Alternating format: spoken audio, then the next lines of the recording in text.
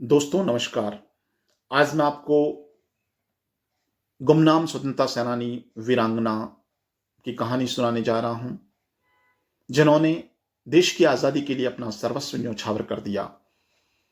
यह कहानी है भारत की सबसे छोटी बेटी, जांबाज बेटी, जिसने ब्रिटिश साम्राज्य के सबसे खूंखार चेहरे को धूल चटा दी। यह कहानी है सुनीति चौधरी की, जिसकी रगों में खून नहीं बल्कि देश प्रेम का लावा उबलता था।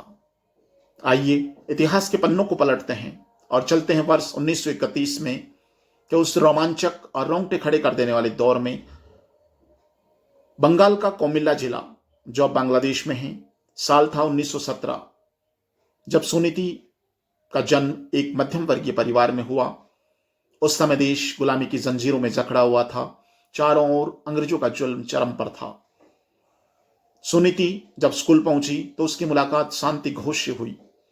दोनों ही सहेलियां पढ़ने में जितनी तेज थी, उतना ही देश को आजाद देखने की तड़प उनमें गहरी थी।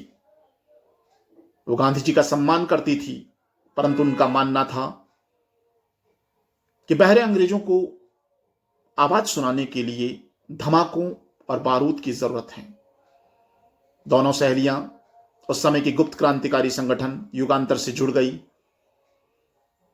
अब स्कूल की किताबों के पीछे पिस्तौलें छिपने लगी। दोपहर के भोजन के समय वो लाठी चलाना, तलवारबाजी सीखना और अचूक निशाना साधना सीख रही थी। इन लड़कियों के लिए स्वतंत्रता एक शब्द नहीं था, बल्कि एक मिशन था, जिसे हर हाल में इन्हें प्राप्त करना था।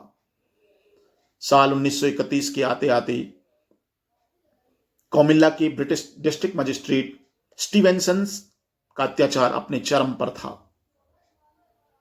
वो बेरहमी से बच्चों, बूढ़ों और महिलाओं पर अत्याचार या लाठियां बरसवा रहे थे।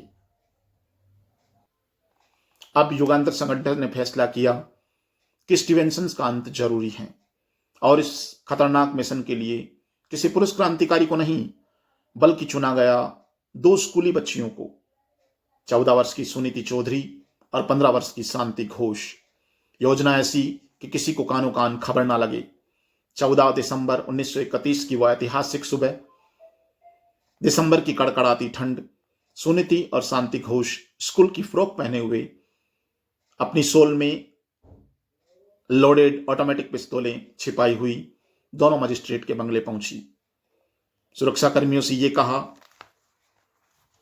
कि उनकी स्कूल की खेल प्रतियोगिता में मजिस्ट्रेट साहब से चंदा लेना है और उनसे अनुमति चाहते हैं। जब स्टीवेंसन ने दोनों बच्चियों को देखा तो उन्हें किसी प्रकार का कोई शक नहीं हुआ और दोनों बच्चियों को कमरे के अंदर आने दिया। स्टीवेंसन जैसे ही कागज पर हस्ताक्षर करने के लिए झुके,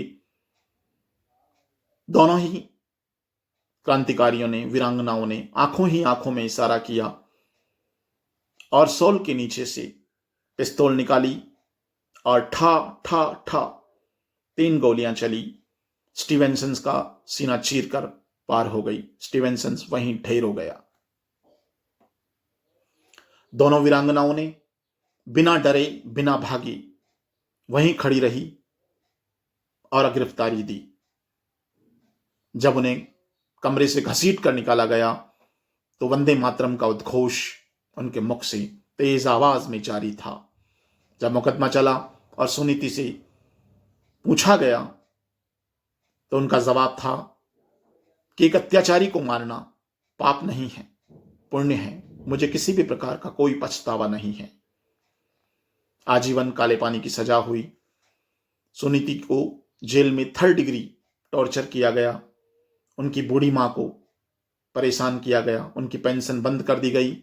उनके बड़े भाई को बिना किसी जुर्म के गिरफ्तार कर लिया गया और इतना अत्याचार किया गया उन पर कि जेल में ही उनकी मृत्यु हो गई। ऐसा ही दुर्व्यवहार उनके छोटे भाई के साथ भी हुआ। सुनीति का सारा परिवार बिखर गया, लेकिन उन्होंने जेल में रहते ही एक संकल्प लिया था डॉक्टर बनने का, जिसको बाद में उन्होंने MBBS की डिग्री हासिल करके प्राप्त किया और जीवन पर्यंत उन्होंने बेसहारा, गरीब और झोपड़पट्टियों में रहने वालों का इलाज किया। वास्तव में ऐसी वीरांगना के लिए, ऐसे स्वतंत्रता सेनानी के लिए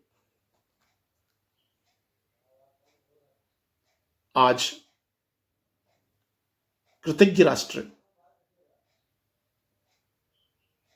विनम्र श्रद्धांजलि देता है, सत सत नमन करता है।